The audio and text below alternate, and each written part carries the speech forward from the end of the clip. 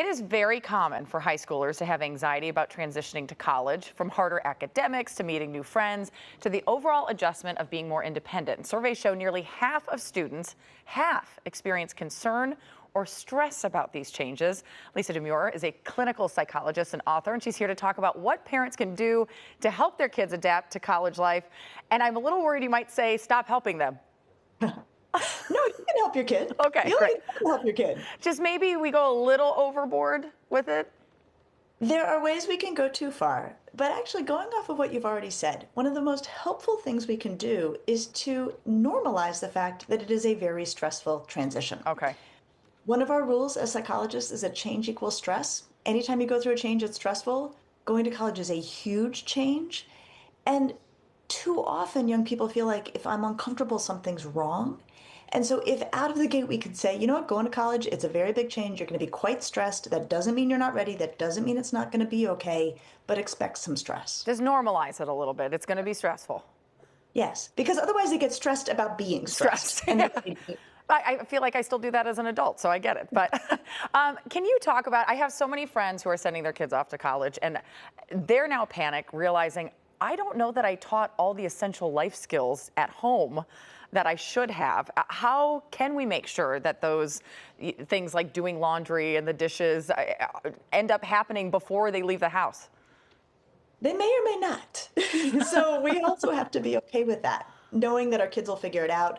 I tell you today, kids will look up anything on YouTube and learn how to do it. That's true. I think as long as the basics are in place, we can count on kids to figure out the rest. We don't have to have taught them everything we ever wanted to teach them before we drop them off at college. I think you're making a lot of people feel a lot better about things right now. Good job. I'm a psychologist. That is true. So we do hear a lot about helicopter parenting, right? And it's often natural for adults wanting to step in, support their kids, as we just talked about, normalizing things. But how can parents know when they are doing too much and when they need to let the kids be a little bit more independent? We have this conversation in my household a lot of you don't need to keep telling him how to do things. Let him figure out how to do it.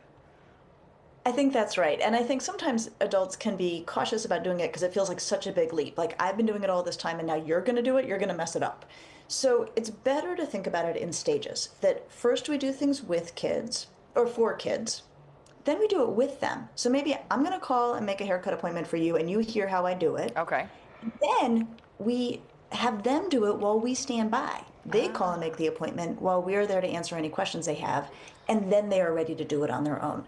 So it doesn't have to be an all-at-once thing, and I think that gradual process makes it easier on the adult and makes it easier on the kid. If you're someone who's listening right now who has a younger child, when should we start doing those types of things? We do those with toddlers, right? Really? Okay. Tie your shoes. You tie your kids' shoes, True. then you do it with them, and then you hand it off. This is all of development. We can gradually hand responsibility over to kids. You just kind of talked about this a little with the YouTube thing, but what if a student does get to campus and realizes maybe they're not quite as prepared as they thought? I guess they can go on YouTube, as you suggested, but is there a way parents can kind of help them through those challenges? Absolutely. So you can still do coaching from home, but the reality is today's colleges are built out with unbelievably good supports. All colleges have RAs, deans of the first year class, area deans, dean of student life. So if you as the parent or caregiver at home can't provide the support that's needed, the most key question is who on campus can you turn to get your needs met? And I promise you, there are such good resources at colleges these days. Gen Z, and I think now Gen Alpha, there's a lot of older adults, and sometimes myself included, we get very judgy on them, that they weren't prepared like we were. Is that fair? Or, are kids not as resilient as we were, or are they just figuring things out in a different way? I think there may be a difference generationally, and I think it can kind of cut both ways. I think on the one hand, we were not probably watching kids as closely as we should have been in the 70s or 80s. If you think back, they probably needed more supervision and intervention than they got.